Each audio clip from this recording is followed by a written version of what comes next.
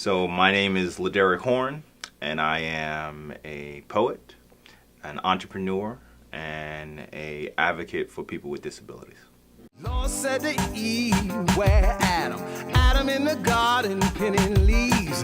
Lord said to Eve, where Adam? Adam in the garden pinning leaves. Lord said to Eve, where Adam?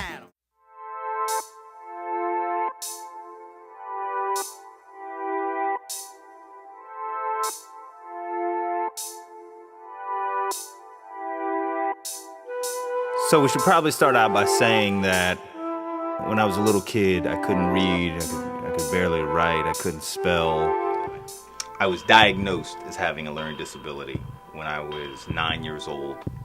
It's interesting because I think one of the things that kind of helped me and saved me and allowed me to kind of keep my sanity and to keep moving forward was being able to be an artist. I started out as a little kid as just drawing, visual artist, making comic books, creating these characters, doing that kind of stuff. And even though I was never really aware of it, I think it was me using art as a form of therapy to express, this feeling of being an outsider. So my education, it begins in the beginning, which is kindergarten, right? Kindergarten was easy. Playing with blocks, coloring, I am the king of this stuff, all right? I start struggling when I get into the first grade.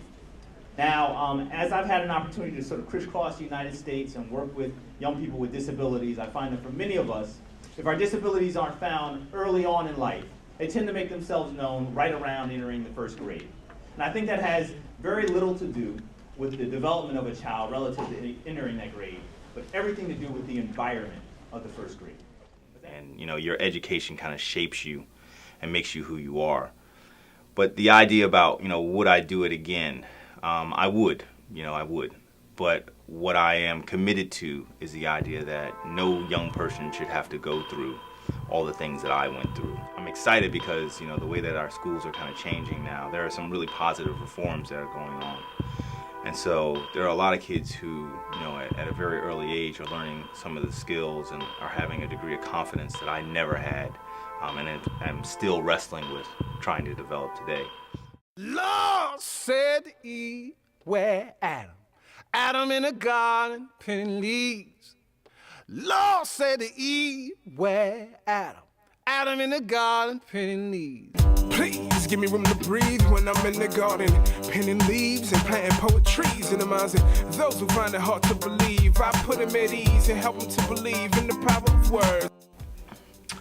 The production team for this album, for Black and Blue, we did the bulk of our recording, actually I guess all the recording in Crowd Studios. And In Crowd is a studio in New Brunswick, New Jersey. Brother James C. Wood, and then Sekou Davis, Kukat. I also brought in my boy Todd Gardner. Todd is a producer. He makes house music primarily, and he did all of the production for my first record. I have Melvin McKnight, who is a guitar player and vocalist. Mick Kumari, who is an incredible MC, grew up in DC, but lives in New Jersey now.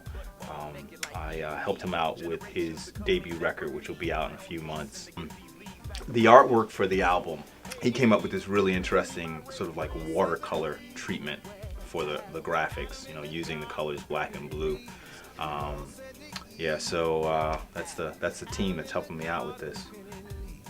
I think as far as the inspiration, I really want to thank all of the young people and the educators that I've been able to work with over the past 5 or 6 years.